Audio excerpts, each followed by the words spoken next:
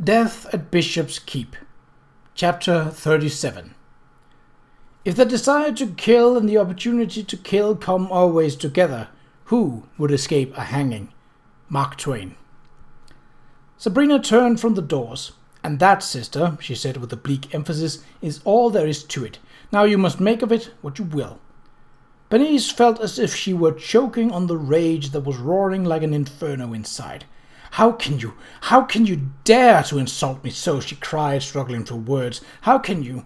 "I can because I have right on my side," Sabrina said simply. "You will no longer direct the servants, and you are to accept the presence of our niece without question." She went to stand beside her desk. "Right!" Bernice exclaimed. Her voice rose. "After what you did?" She laughed bitterly. "When society knows, you will be completely ostracized. Your name will be destroyed, and their names, and their future." "I'm quite prepared to confront my fate," Sabrina said. Her voice was quiet and expressionless. "And I am prepared to allow the others concerned to meet their own. But if society learns of this, it will be only because you have recklessly spread it abroad." She reached down and picked up a letter open in the shape of a dagger, turning it in her hand. "When you do that, Bernice, you will no longer have a home at Bishop's Keep. For the rest of your days you will live in a rented flat, subsisting on your widow's pension." Bernice stared at her sister. "You would not turn me out penniless." Her throat felt raw, lacerated with the pain of pent-up fury. "I shall," Sabrina replied, "if you force me to do so." Her face was a mask.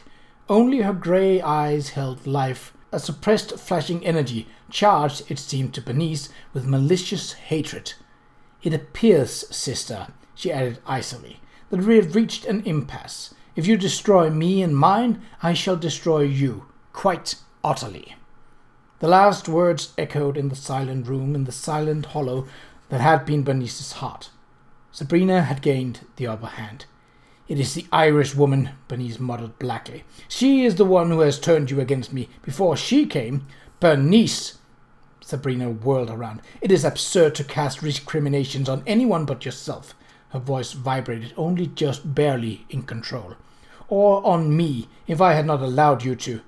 "Spare me your self-pity," Bernice cried, the taste of loathing acrid on her tongue.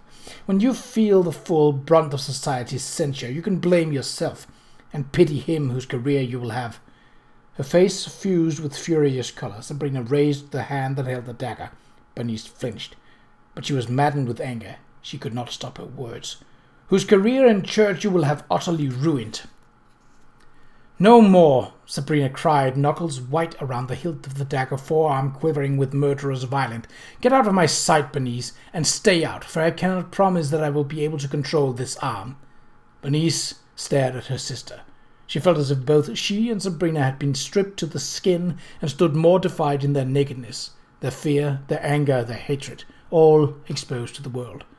Everything was coming apart. There was nothing to hold on to. For the first time in her life, Bernice Ardley Jaggers was absolutely terrified.